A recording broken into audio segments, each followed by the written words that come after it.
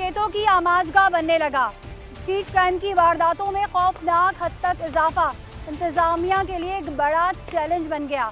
अब हाल ये हो गया है कि घर की दहलीज पर बैठे लोग भी गैर महफूज हैं। डकैत दीदा दलेरी से आते हैं, असलहे के जोर पर लोगों को लूटते हैं और फायरिंग करते हैं, ये सोचे बगैर कि वो किसी के घर का चिराग बुझाकर दुनियावी लालच पूरा कर रहे हैं। लेकिन एक ना एक दिन उनका अंजाम भी बुरा होगा। कराची में स्ट्रीट क्राइम्स बढ़ने से शहरियों पर जिंदगी तंग हो गई। लूट मार के गरम बाजार में इंसानी जानों का ज़या बेदर्दी से किया जाने लगा।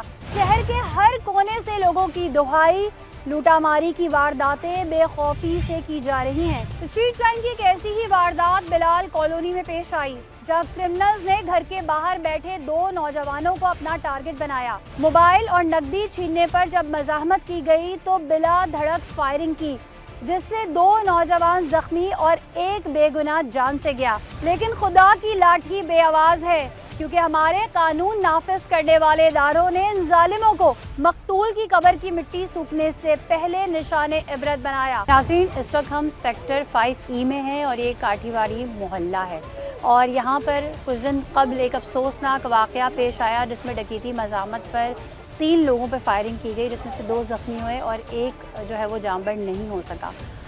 आमिर, उनके भाई और अहले मोहल्ला इस वक्त यहाँ मेरे साथ मौजूद हैं, इनसे कुछ बात करते हैं। अस्सलाम वालेकुम। वालेकुम सलाम। आमिर आपके बड़े भाई थे? जी, मेरे बड़े भाई। कितने बहन भाई हैं आप लोग? 4 बहन भाई हैं, 2 भाई 2 बहनें। क्या करते थे आमिर?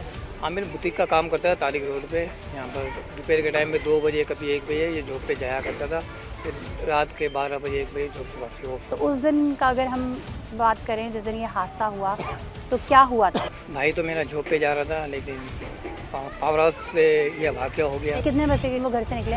घर से तो ये मेरा भाई 2 बजे गया यहाँ से जॉब के लिए। वो पावर हाउस से मुझे 4 बजे खबर आई है कि भाई बाइक को गोली लगी। ये नहीं पता था कि हलाक हो चुका है, मुझे गोली लगी। फिर मैंने भाई के नंबर पर रब्ता करा। सही, आपको किसने फ़ोन किया? मुझे मेरी सिस्टर ने फ़ोन करा, कज़न सिस्टर ने मुझे कॉल करी। उनको किसने फ़ोन किया? उन्होंने न्यूज़ वगैरह पे कोई चीज़ पे देखी थी, भाई का NIC लगाकर हाँ। न्यूज़ चला दी थी, तो न्यूज़ पे हमने देखा था घर वालों ने, फिर मुझे इतला करी थी। सही, जब आपको इत्तला मिली आपने क्या किया? मैं सीधा हॉस्पिटल भाई के नंबर पे कांटेक्ट किया, किसी और ने बात करी भाई के नंबर से, मुझे कहा कि भाई आप अब्बास ही आ जाओ। अब्बास ही पहुँचा तो बोले सरद खाने में आपके भाई की डेथ हो। मतलब ये एक शख्स जो घर से काम के लिए निकलता है, वहमो गुमान में भी नहीं है, इस तरह से हो जाता है और उनका मोबाइल फ़ोन भी नहीं छिना गया। क्या लगा, ये क्या हो गया, या दुनिया ही बदल गई? हमारे जो अफसरान हैं, पुलिस वाले, वो यही बता रहे हैं कि यहाँ पर जो डकैतों ने यासीन को नाम के लड़के को जख्मी करा है, ये डकैत यहाँ से भागे हैं। तो पुलिस का कहना ये है कि आमिर इनके पीछे भागा है पावर हाउस तक। आमिर ने आपको लगता है आपके भाई इतने बहादुर थे कि पराये पड्डे में? नहीं, मेरे भाई के साथ तो 1-2 बार पहले भी वारदात हो चुकी है। सही, वो क्या हुई थी? वो मोबाइल वगैरह उसका छीन लिया था। तो उन्होंने दे दिया था या मज़ाहमत की थी? नहीं, मज़ाहमत कभी नहीं की उसने मोबाइल दे दिया था। जबकि उन्होंने देखा कि फायरिंग भी कर दी उसने, फिर भी उनके पीछे गए। इस बारे में हमें कुछ नहीं मालूम, जो हमें बताया गया हमने वो यकीन कर लिया। बाकी अल्लाह पे फैसला छोड़ दिया हमने, अल्लाह इंसाफ करेगा। आमिर वाहिद कफील थे आपके घर के कमाने वाले? बड़े भाई साहब वो जिम्मेदार था घर का, कमेटियाँ भरता घर चला रहा, पूरा घर वही चला रहा था।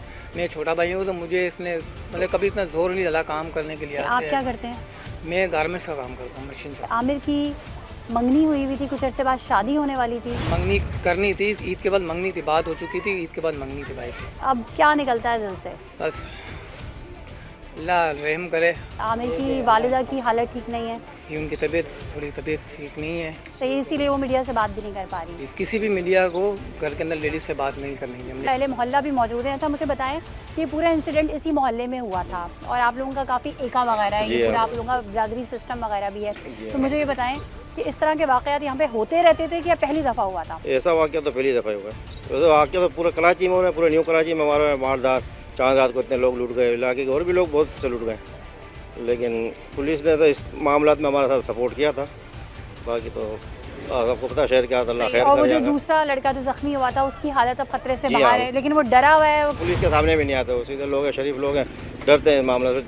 कोर्टों को चक्कर कौन काटे भाई? उमूमी तौर पे ऐसा होता है जब इस तरह का हादसा होता है तो घर वालों को जब तक चैन नहीं पड़ता, जब तक कि मुजरिम पकड़ा ना जाए। लेकिन आपके मामले में ना सिर्फ मुजरिम पकड़ा गया बल्कि एनकाउंटर में उसकी डेथ भी हो गई है। जी, ऐसा ही। तो क्या लगता है इंसाफ है?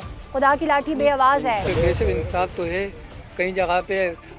जिसने मारा था मेरे भाई को, उसने पुलिस ने उसको इनकाउंटर कर दिया, उसका वो एक और फरार है, उसकी भी तलाश जारी है, उसका भी अभी तक रिपोर्ट नहीं आई है कि वो भी हो गया है या नहीं, मगर उसकी भी इंशाल्लाह जल्द रिपोर्ट आएगी। ये नाज़रीन, जो मुजरिम था वो उससे पहले भी कई वारदातें करता रहा था। 2019 से जो है वो मुस्तकिल वारदातें करता रहा था। उसका क्रिमिनल रिकॉर्ड है, 9 FIR उस पर दर्ज हुई हैं। और जब पुलिस से उसका सामना हुआ तो जो उसकी रूटीन है, जिस तरह से उसने यहाँ पे डकैती करते हुए फायरिंग की, तो पुलिस से भी मुकाबला हुआ और मुकाबले के बाद जो है वो इस जहाने फ़ानी से कूच कर गया। क्योंकि कहते हैं ना कि बदी का अंजाम बुरा ही होता है, यानी आप बुरा करेंगे तो बुरा ही होगा। आप किसी के लिए गड़ा खोदेंगे तो कुछ पता नहीं आज नहीं तो कल, लेकिन उस गड्ढे में आपने गिरना है। मकाफाते अमल है, और जब इसकी चक्की चलती है तो ऐसा पीसती है कि फिर आवाज़ भी नहीं निकलती।